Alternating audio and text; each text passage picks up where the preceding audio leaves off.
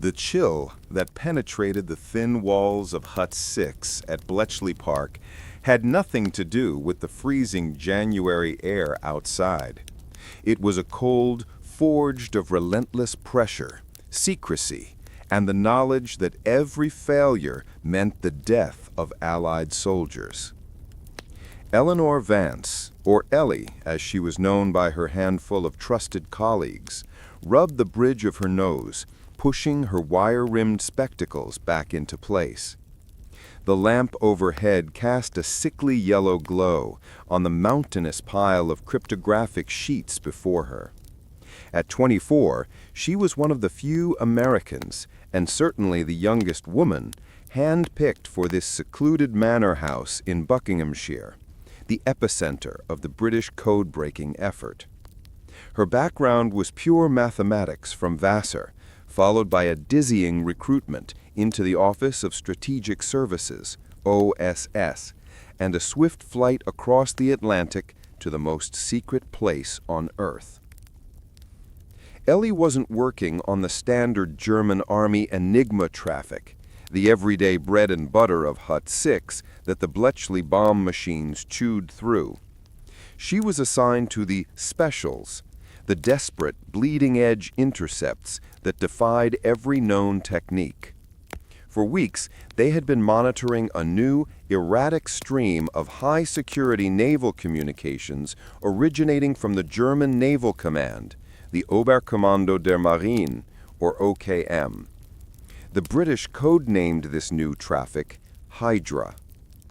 It was immediately clear that Hydra was not a standard four-rotor Enigma.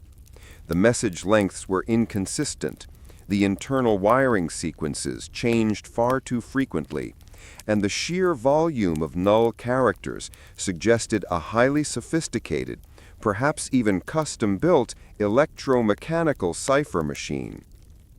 Anything, Vance.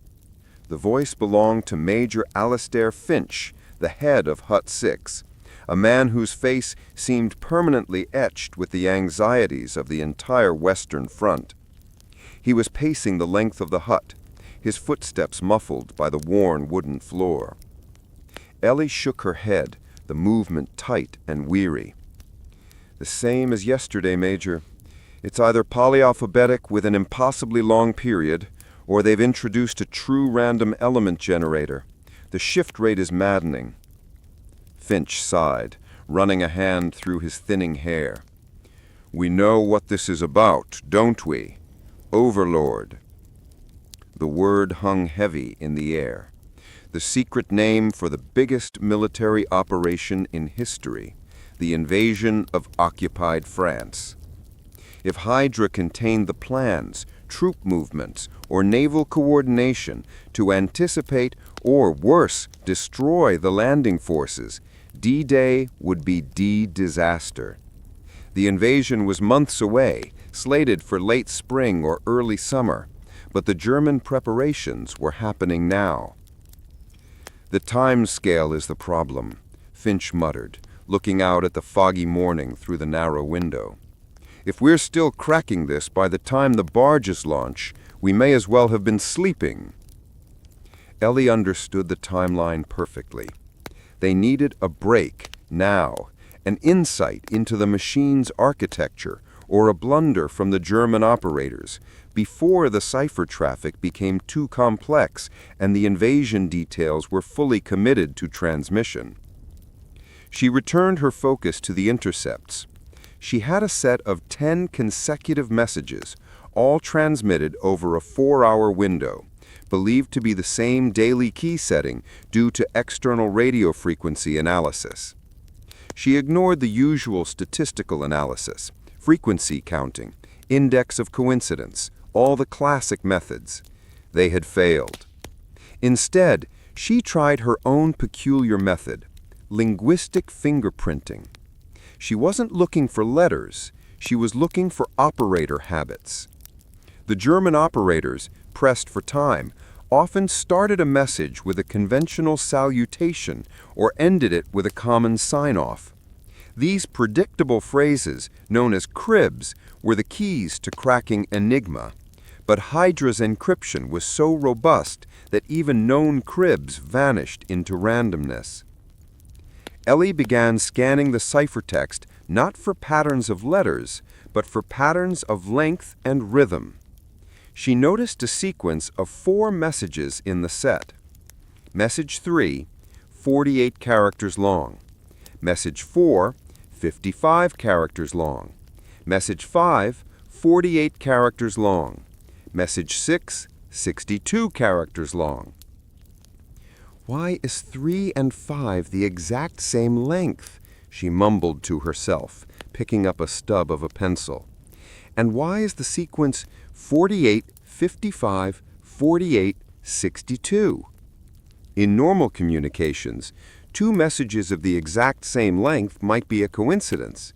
But in high-security military traffic, where messages were often padded with jump characters to obscure their true length, vanishingly rare unless they corresponded to a very specific, repeated function, like a status report, a confirmation, or a specific request. Ellie hypothesized if message 3 and message 5 represented the same type of communication, perhaps a daily readiness report, they might contain identical plaintext at the beginning or end. She took the 2 cryptotexts and performed a simple XOR operation on them, exclusive OR, which compares 2 inputs. If they are the same, the output is 0. If different, the output is 1. In cryptalysis, it cancels out the key if the plaintext is identical. The resulting string of characters, the difference between the 2 cryptotexts, was still gibberish. This confirmed the Hydra key did shift between message 3 and message 5, even though they were allegedly on the same daily setting. Frustration flared, hot and sharp. The cold from the hut seemed to tighten around her throat. "Wait," she whispered.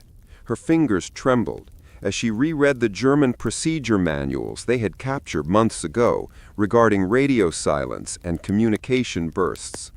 German efficiency dictated some form of procedural predictability. She looked at the sequence again: 48, 55, 48, 62. It occurred to her that the change in the key might not be continuous but triggered by the operator's action. What if the German cipher machine required a manual reinitialization, a plugboard change, a wheel turn for every message over a certain length? If that threshold was, say, 50 characters, then messages 3, 48 characters, and messages 5, 48 characters, would have been input without a manual change, relying only on the machine's automatic key shift, like an Enigma's wheel turning. But messages 4, 55 characters, and 6, 62 characters, would have required the operator to change a sequence, effectively using a completely different key set. She ignored the long messages and focused purely on the 2 short ones, message 3 and message 5. If they were truly short enough to avoid the manual key change, then the encryption key used for message 3 and message 5 was related solely by the machine's internal fixed mechanics. She laid the 2 ciphertexts, C3 and C5, side by side. C3 equals E3 times P3. C5 equals E5 times P5, where E3 and E5 were the encryption keys, and P3 and P5 were the plain texts. If the machine only advanced its internal wheels or rotors based on a counter between messages, then the relationship between E3 and E5 might be a simple, predictable offset. She performed the XOR of the 2 ciphertexts again. D equals C3 XOR C5. This difference, D, was equal to the XOR of the 2 plain texts and the XOR of the 2 keys. D equals P3 XOR P5 XOR E3 XOR E5. Ellie knew P3 and P5 were likely similar, perhaps daily readiness report, all clear, or something equally mundane. The key was the offset. If it's just a rotor turn, she thought, the key difference, E3 XOR E5, should also exhibit a pattern. The difference string D looked random, but Ellie's linguistic mind rebelled against true randomness. She didn't look for English or German patterns in D. She looked for Morse code rhythm. She converted the string D into its constituent 5-bit groups, the foundation of every teleprinter system. She transcribed them not as letters, but as sequences of dots and dashes. The first 5 groups of the difference string D: RR, ISTT, TTTO, AOW, IEE. She stared at the sequence. It was still gibberish in terms of communication. But then, in the 5th group, IEE, which corresponds to the letter U in teleprinter codes, but that didn't matter. She noticed the spacing. In the original German intercepts, the operator almost always used a double space between words, and often a single, non-transmitting character for short pauses. In D, the difference string, if P3 and P5 were identical, the difference D would only show the key difference, E3 XOR E5. But if P3 and P5 were slightly different, that difference would jump out. Ellie hypothesized a 1-character shift in the crib. P3, Daily Readiness Report. P5, Daily Readiness Report, where X is a different final character. If this was the case, the XOR operation should mostly cancel out to the key difference, except at the point where the plain text changed. Ellie tried to slide C3 against C5, 1 character at a time, looking for a break. 1 slide, 2 slides, 3 slides, nothing. She slid C3 4 characters to the left and re-XOR'd it against C5. The result was astonishing.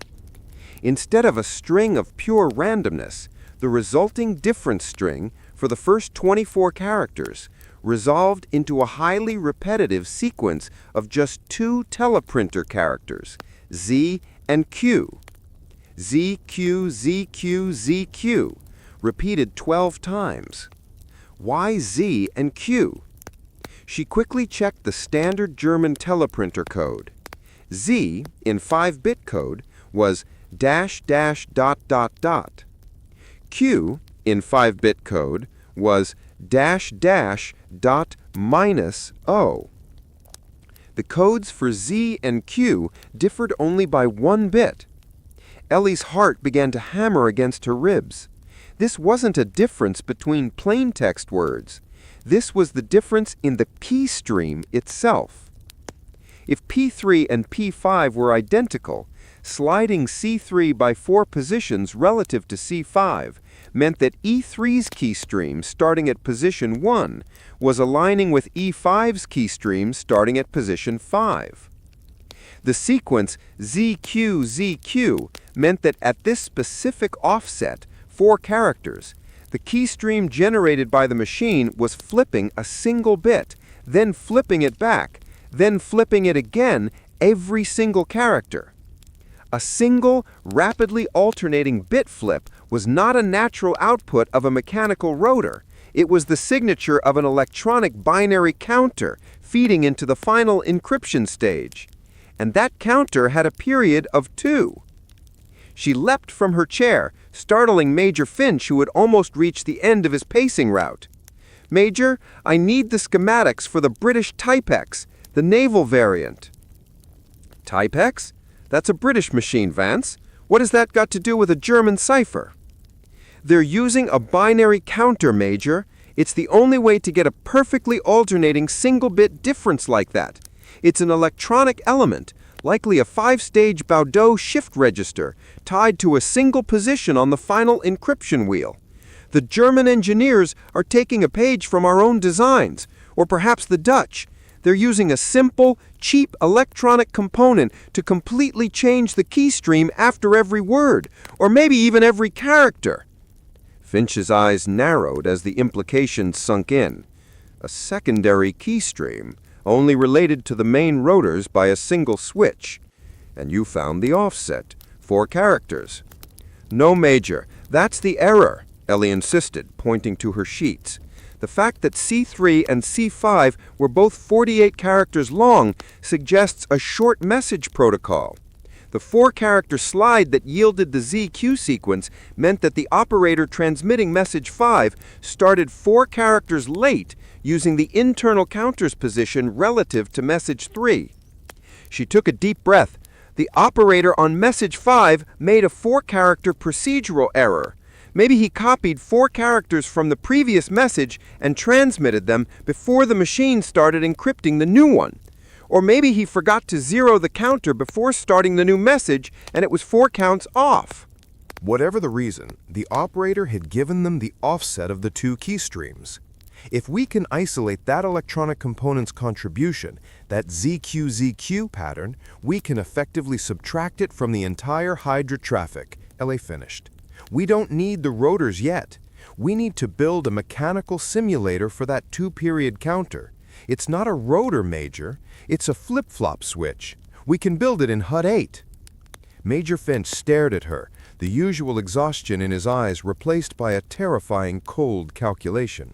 He had asked for a break. Ellie Vance had just handed him a fissure. 4 characters, Vance. That's all it took. Finch grabbed his coat. "Get the HUD 8 team. Tell them to drop everything. We are building the Hydra counter circuit. And from now on, you don't sleep until every short Hydra message is cross-referenced for that 4-character slide." As Finch hurried out, the heavy door thudding shut behind him, Ellie looked back at the intercepted sheets. The stakes were astronomical, the pressure overwhelming. She was a mathematician from Poughkeepsie, and the fate of 10,000 ships and 250,000 men might hinge on her ability to exploit a German telegraphist's 4-character stake. The true Battle of Shadows had just begun. The walk from HUD 6 to HUD 8 was short but transformative. Ellie Vance crossed the lawn under a biting gray sky, leaving the cerebral quiet of the mathematicians for the deafening, oily clamor of the engineers. HUD 8, with its high, curved roof and buzzing interior, smelled of hot metal, stale tobacco, and nervous energy. It was the physical heart of Bletchley Park, the place where abstract logic became tangible hardware. Major Finch's hasty instructions had done their job. The moment Ellie stepped into the workshop, a young man with soot smudges decorating his brow and hair that desperately needed a trim met her, wiping his hands on a rag. This was Owen Davies, one of the brilliant, overworked mechanics responsible for maintaining and building the giant decrypting machines. "Dr. Vance?" Owen asked, his Welsh accent thick but musical. "Major Finch said you found a ghost in the machine, a cipher that doesn't use wheels but switches." "It uses both, Mr. Davies, but the switches are where the noise is coming from," Ellie said, laying out her scribbled sheets on a workbench sticky with grease. She ignored the stares of the men around her, who were used to seeing equations, not elegant young women in their domain. "We have a 2-period electronic counter. It alternates a single bit, ZQ-ZQ, across the key stream. It's simple, but it masks the main rotor patterns completely." Owen looked at the sequence of Z's and Q's that Ellie had isolated. "A flip-flop switch, essentially," he summarized, tapping the paper. "They're using a high-frequency component to introduce volatility. Nasty trick." "We need to remove that volatility," Ellie insisted. "We need a mechanical simulator, the HCS, that can perform the exact same alternating XOR operation on the intercepted messages. If it was electronic on their side, it has to be mechanical on ours. We need to build a ghost machine to catch their ghost cipher." Owen whistled softly, his eyes already scanning the junk pile of repurposed parts nearby. It has to work at teleprinter speed, fast, and it has to synchronize with the tape reader. The biggest challenge wasn't the XOR function itself, which was simple, but synchronizing it perfectly. Ellie realized that the German operator's 4-character mistake was their key not only to identifying the counter, but to timing it. The initial trigger of the alternating counter must have a 4-character offset relative to the message start, she explained. We must build a mechanism that allows the Bombay operator to dial in an initial lag of 0 to 5 characters before the alternating key stream begins to apply the counter key. Owen nodded, seeing the logic. A delayed start mechanism, like a ratchet, but electronically clean. I have an old Type-X assembly, the Naval Mark I, that was cannibalized. It has an excellent high-speed solenoid and a light, precise cam wheel. For the next 18 hours, Hut 8 became Ellie's new home. She translated mathematical concepts into physical requirements, arguing with Owen over tolerances and speeds. She had lived in a world of pure thought. Now she was grounded by the smell of solder and the hard, unyielding reality of brass and copper. Owen, despite his rough hands and impatience with theory, was a phenomenal partner. He understood physics and mechanics better than she understood the alphabet. Their solution, the HCS, was a monstrosity, a small box attached to the side of a standard teleprinter reader. Inside, a salvaged solenoid fired every time the teleprinter advanced a character. This solenoid drove a simple half-moon-shaped cam. The cam's rotation was limited to 2 positions by a simple stopper, providing the required period 2 flip. A small separate dial, controlled by the operator, introduced the critical 4-character delay before the cam was engaged. When the HCS was ready, Major Finch and a handful of senior cryptographers gathered to watch the test. The air was thick with the silent desperation of men and women who knew the Normandy landings depended on the machine humming before them. They fed the intercepted message 3, C3, into the teleprinter reader. The HCS was set to 0 delay. The output tape should have been the original ciphertext minus the counter's contribution. If successful, C3- would be a much simpler, though still encrypted, message produced only by the main 5-rotor core of the Hydra machine. The tape began to feed. Clack, clack, clack. The solenoid inside the HCS box fired rhythmically, its noise a tiny, insistent counterpoint to the reader. The output tape spat out the new string of characters. It looked, at first glance, as random as the original. The collective breath held in the room did not relax. Ellie, though, saw the change immediately. She compared the new sequence, C3-, with a standard short German message already broken by other means, a crib. She pulled out her statistical tables.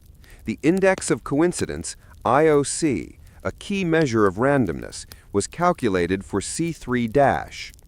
The original Hydra traffic had an IOC score near 0.038, indistinguishable from random noise. The new score for C3- was 0.052. It was still low, far below the 0.076 that would indicate successful decryption, but it was a massive jump from the noise level. The variance is gone, Ellie whispered, pointing to the IOC figure. The electronic noise has been subtracted. This new ciphertext is now purely a function of the 5 internal rotors. Major Finch let out a slow, controlled exhale, the tension bleeding from his shoulders. It's the lock, Vance. You've given us the shape of the key. The significance was immediate. By stripping away this simple electronic layer, they had transformed an unbreakable cipher into a standard rotor machine cipher, albeit a highly complex 5-rotor one. The problem was still immensely hard, but it was now a known problem. They immediately put the entire Hut 8 team and several sections from Hut 6 to work. They began cross-referencing all past short Hydra intercepts, applying the HCS, and creating a massive new database of C' messages, the key stream, simplified. This mountain of data was then fed into the next stage of the attack, a refined, more specialized version of the BOEM, aimed now only at the 5 remaining rotors. Ellie, exhausted but galvanized, watched Owen and his team begin setting up the assembly line to build 6 more HCS units. The noise of the workshop, once intimidating, now sounded like the steady, purposeful heartbeat of the Allied war effort. They had won the first skirmish against the Hydra, but the real beast, the 5-headed mechanical rotor core, still guarded the secrets of Overlord. The success of the HCS immediately generated a crucial piece of decoded information from a recent short message. Plaintext fragment. Preparations for Operation Shields in C Block Sector are complete. We await final. Operation Shields, Finch read aloud in a highly secure briefing room. It's a counter-invasion measure. They're expecting us, but they don't know when or where yet. Ellie looked at the recovered fragment. The stakes had been raised. The enemy was readying its defenses, but the location, C Block Sector, was ambiguous. They needed more. Specifically, they needed the day's full key setting for the 5 rotors to decrypt the longer, more detailed messages. We need the crib that unlocks the full 5-rotor sequence, and we don't have time to wait for another operator error. Finch leaned across the table. Then we'll have to manufacture one, Vance. We're getting aggressive. We need a way to force the Germans to send us a message we can predict. He smiled, a cold, dangerous expression. We're going to use the ultra-secret to create a distraction, and we're going to do it in Paris. Paris, occupied France, March 1944. The City of Light was a city of shadows now. Its grand avenues were policed by the relentless glare of searchlights, and the scent of expensive perfume had been replaced by the acrid smell of coal smoke and fear. Captain Julian Thorne, OSS attached to the Special Operations Executive, SOE, waited in the stifling dark of a laundry basement near the Rue de Rivoli. Julian, 31, possessed the kind of unremarkable features that made him instantly forgettable. A survival skill honed over 2 years of operating behind enemy lines. He wore the standard, dark, functional clothes of a resistant, but his American-cut jacket gave him away to a sharp eye. His contact, codenamed Odette, arrived precisely at the chime of midnight from the nearby church tower, a sound that was both a comfort and a terrifying marker of time. Odette, a middle-aged French librarian, carried the mission details wrapped inside a small, damp baguette. They communicated in low, rapid French, the words barely escaping their lips. They called this one the Black Crib, Odette murmured, handing over the packet. It comes from the highest level. You are not to destroy anything of true military value. You are only to provoke a communication. Julian unfolded the single sheet of tissue paper inside the baguette. It wasn't an order. It was a cryptographic request masquerading as a sabotage directive. His target was the Kriegsmarine headquarters in Paris, housed in a magnificent, requisitioned building overlooking the Seine. The plan, codenamed Operation Jester, was surgical and absurdly specific. Target: the requisitioned motor pool attached to the naval headquarters, located 3 blocks away in a small enclosed courtyard.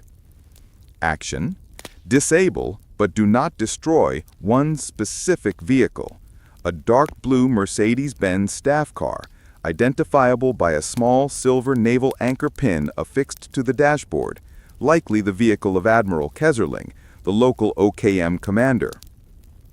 The trigger: the vehicle must be disabled at approximately 0600, just as the Admiral would be preparing his daily departure or status report.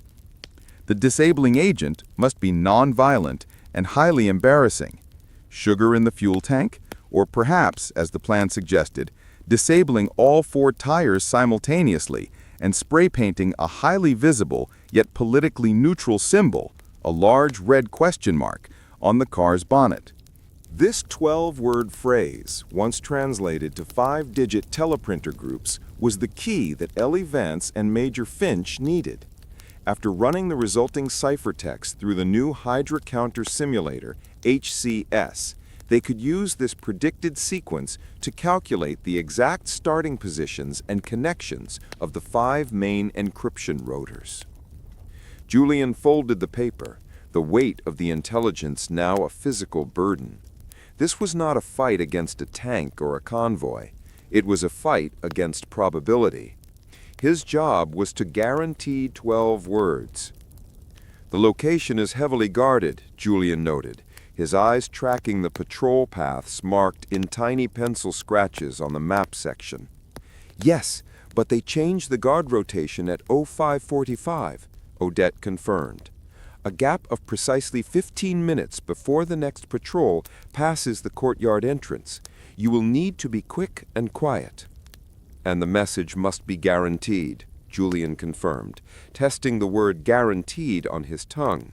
He was Ultra's blunt instrument, ensuring that the German reaction would be so predictable that it became their salvation. If the Germans sent a different message, say, "Car is broken," the crib would fail, and weeks of effort at Bletchley would be wasted.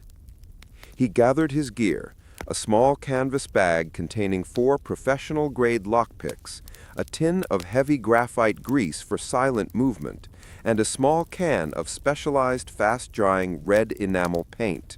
No explosives, no guns. This was a surgical strike of psychological warfare. As Odette left the basement, disappearing back into the Parisian night, Julian checked his watch. 01:15. He had less than 5 hours until the targeted 15-minute window opened. He began the long, quiet traverse through the occupied city, moving like a shadow across moonlit walls, blending with the permanent gloom of blackout regulations. Every street corner, every sudden noise, every scent of stale beer from a German canteen was a threat. He reached the vicinity of the motor pool just as the pre-dawn cold began to bite deepest. The courtyard was surrounded by a high stone wall, topped with viciously coiled razor wire. A single sentry box stood at the main steel gate. Julian found his entry point, a rarely used delivery entrance facing a back alley. The lock was an old, heavy tumbler, familiar, predictable, and noisy if handled incorrectly. Kneeling low against the damp, cold stone, Julian inserted his thinnest pick. The sound of the tumblers falling into place was barely audible, a sequence of metallic sighs in the quiet morning air. He slipped through the door, closing it silently behind him. The courtyard was dominated by the Mercedes-Benz staff car, gleaming faintly in the meager light filtering from a distant street lamp. Julian checked his watch. 05:30, 15 minutes to the guard change.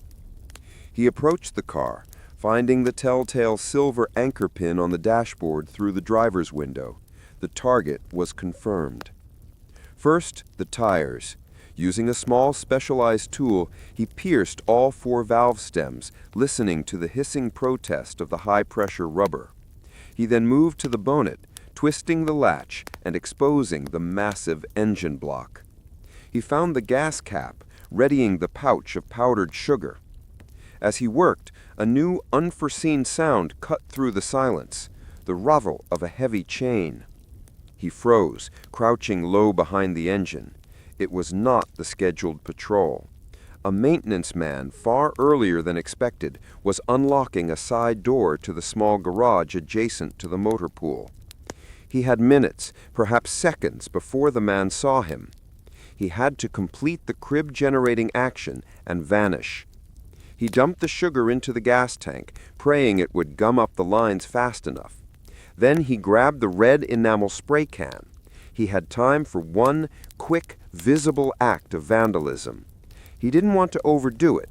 He just needed a visible provocation that guaranteed the correct communication response. With 3 swift, silent bursts of red paint, he spray-painted the large, inescapable question mark on the Admiral's bonnet. As the maintenance man shuffled into the garage whistling tunelessly, Julian sealed the bonnet, slipped his tools into his bag, and retreated towards his entry point. He pulled the heavy door open, slid through, and used a preset piece of wire to ensure the lock looked intact from the outside. He was gone by 05:48, having used up his 15-minute window and several minutes of the guard change. He had manufactured the crib. Now the mathematicians in Bletchley Park just needed the Germans to fall into the trap and send the right 12 words. Bletchley Park, England, a cold March dawn. In Hut 6, the atmosphere was less one of intellectual pursuit and more akin to a surgical theater during a critical operation. The air was thin, heavy with the scent of ozone and the tension of too many hours worked. Major Finch, his face pale with fatigue, stood beside Ellie Vance. They were in the room housing the colossal, specialized bomb machine, now modified to attack the Hydra 5-rotor cipher.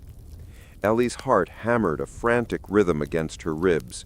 She hadn't slept. She had spent the night translating the 12-word English crib.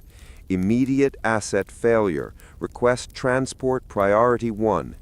Into the German 5-unit teleprinter code, calculating the expected length and sequence of the resulting ciphertext. She had also triple-checked the wiring setup of the new Hydra counter simulator, HCS, their mechanical fix to the German electronic trick. If Thorne was successful in Paris, the message should transmit within the next hour, Finch murmured, checking his wristwatch for the 10th time. It's a long shot, Vance. We're gambling the entire Allied war effort on the predictability of one frustrated German admiral. We're gambling on protocol, Major, Ellie corrected, her voice low and steady despite the tremor in her hands. German protocol is religious, and that specific phrase covers the exact legal requirement for demanding a priority replacement vehicle. At 0612, the silence in the radio receiving room next door snapped. A breathless runner burst into the hut. Major Finch, high-priority Hydra traffic from Paris. It's short, flagged as urgent transport requisition. Ellie surged forward. The intercepted ciphertext, a blur of 5-unit code, was immediately fed into the HCS. The machine, built from Type X scraps and sheer nerve, word, and the solenoid fired, clack, clack, clack, performing the alternating single-bit XOR operation to strip away the electronic counter's noise. The simplified ciphertext, C', emerged on a narrow strip of paper. Ellie grabbed it, comparing its length to her predicted calculation. 48 characters, she announced, her voice tight with relief. It matches the length of the crib. He did it! The high-stakes phase began. This simplified C' was now fed into the bomb machine. The engineers set the core function. Find the 5-rotor settings, the initial starting positions, and the internal wiring permutations that, when combined with the predicted plain text crib, would result in this specific C'. The bomb, a towering bank of spinning electromechanical relays and drums, thundered to life. It began grinding through the billions of potential combinations. Each potential setting was a run. The noise was overwhelming, a relentless, terrifying mechanical roar. Ellie, Finch, and the chief operator watched the panel of indicator lights. They were looking for a stop, a combination where the mathematical contradictions inherent in all other settings were eliminated, leaving one valid possibility. Time stretched. Minutes felt like hours. The machine consumed the possibilities, searching for the single needle in the cryptographic haystack. "It's taking too long," Finch muttered, his face drawn. "If they change the key tomorrow, this data is useless." "Patience, Major," Ellie whispered, her eyes glued to the machine. She knew the power of 5 rotors meant exponential complexity, but she also knew the structural weaknesses they had exploited were real. Then, with a sudden authoritative clunk, the bomb stopped. A small section of the machine lit up. The operator quickly read the resulting settings, the 5 initial letters for the rotors, and the complex permutation of the internal wiring matrix. Ellie, breathing shallowly, used the settings to hand decrypt a small section of C' using a simple Type-X machine, entering the first few characters of the crib, E, M, M, E, D. The machine output V, C, Y, T, Z. Gibberish. A wave of nausea washed over her. It had failed. The whole gamble, Julian's life, their breakthrough with the HCS had all been wasted on a false setting. Finch swore softly, turning away. Start the run again. Wait! Ellie exclaimed. She looked at the rotor display, then back at the gibberish. The 5 rotor code, it must use a double-entry wheel or a reflector shift. We assumed a standard setting, but Hydra is specialized. She pointed to the wiring diagram. If the Germans implemented a specific Hydra-specific characteristic, a fixed entry output point that flips the message through the reflector before encryption, we have to account for it. It was a brilliant, desperate leap of cryptographic intuition based on known German engineering tendencies. Ellie ordered the operator to reverse the wiring permutation on the final rotor, essentially simulating the fixed internal reflection she suspected. The operator, numb from exhaustion, reset the dials based on her hypothesis. They reran the decryption on the first part of the C' string. The Type-X machine clattered again.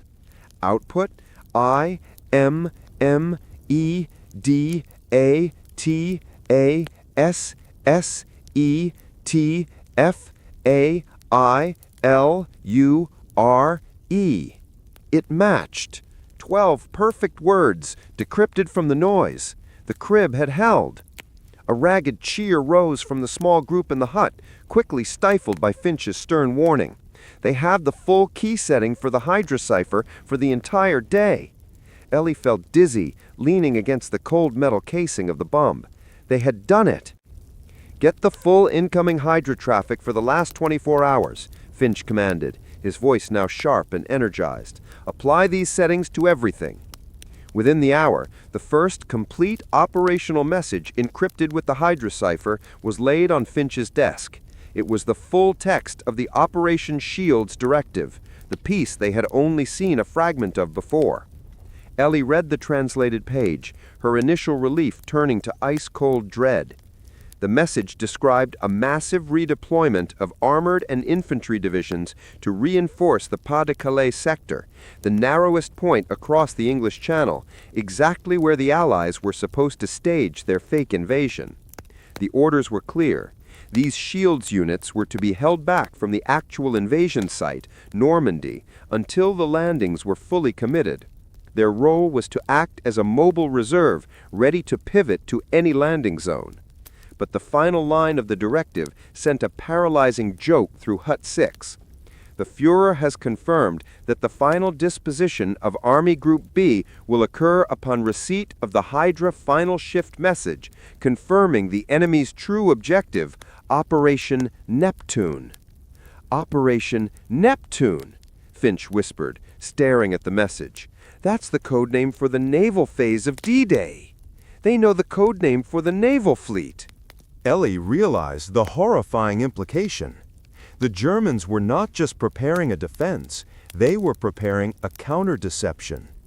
They had allowed the Allies to see the Shields' deployment to Calais, confirming the fake invasion threat, but they were holding back their true reserve force, their most potent counterattack divisions, waiting for a final, crucial transmission, the Hydra final shift, to tell them exactly where the real hammer blow would fall.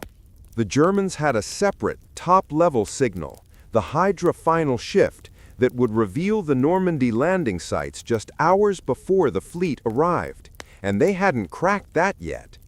The Battle of Shadows had just revealed a deeper, darker shadow.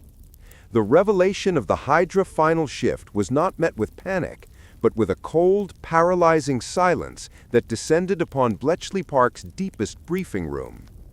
Major Finch stood before Air Marshal Sir Henry Garrow, the imposing head of ultra-intelligence, his decrypted paper laid out like an indictment. "They know the code name, sir," Finch stated, his voice devoid of emotion, stating the facts as if they were mathematics.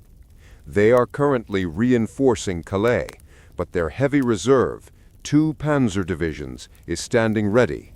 They are waiting for one final signal, a final shift message, before releasing that reserve to the actual landing zone."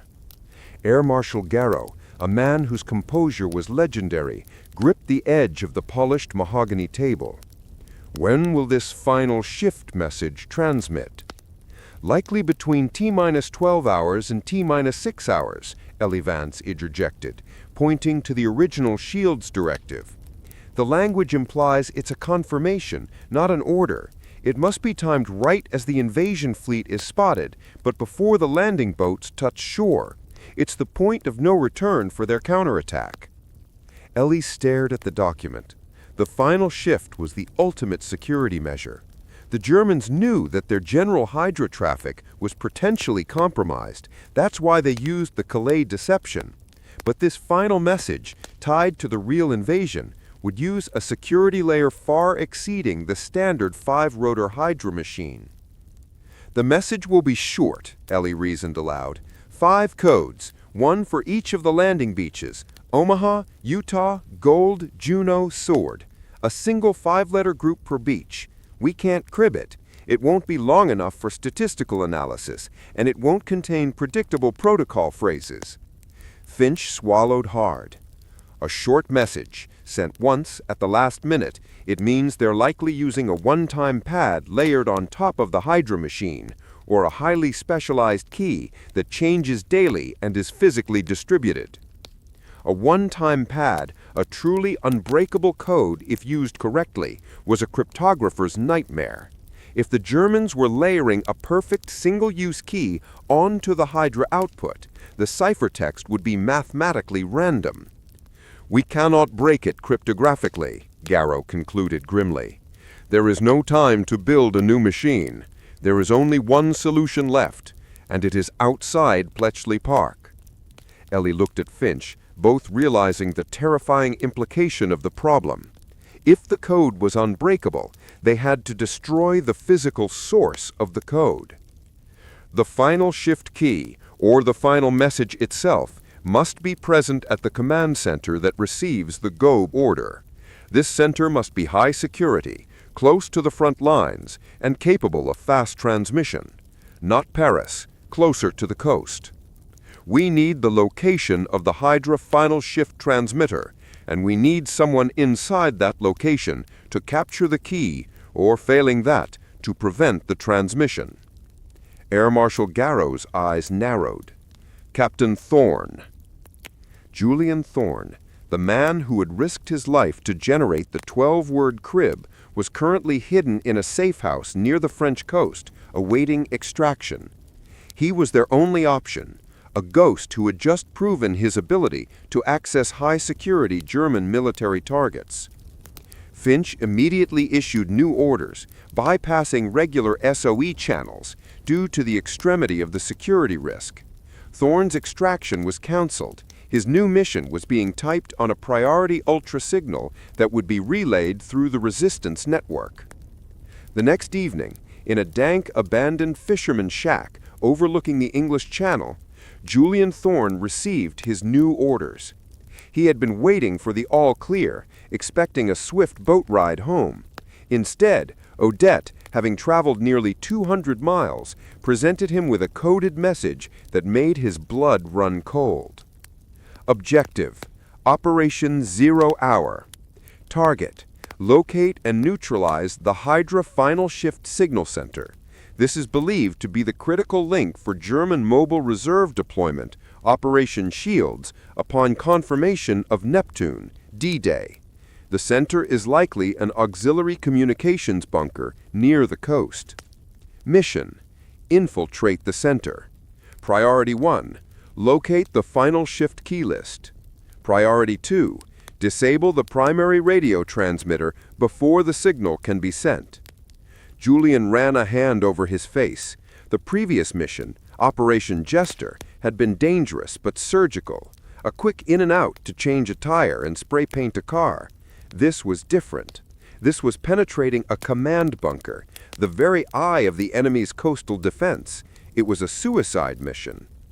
They believe the fate of the landings rests on this message, Odette translated, her voice trembling slightly. And they think this message is unbreakable? Julian asked. Yes, it is considered a true one-time encryption, she confirmed. Julian looked out at the churning gray waves. He was only a mile from freedom, yet he was being sent deeper into the maw of the German war machine.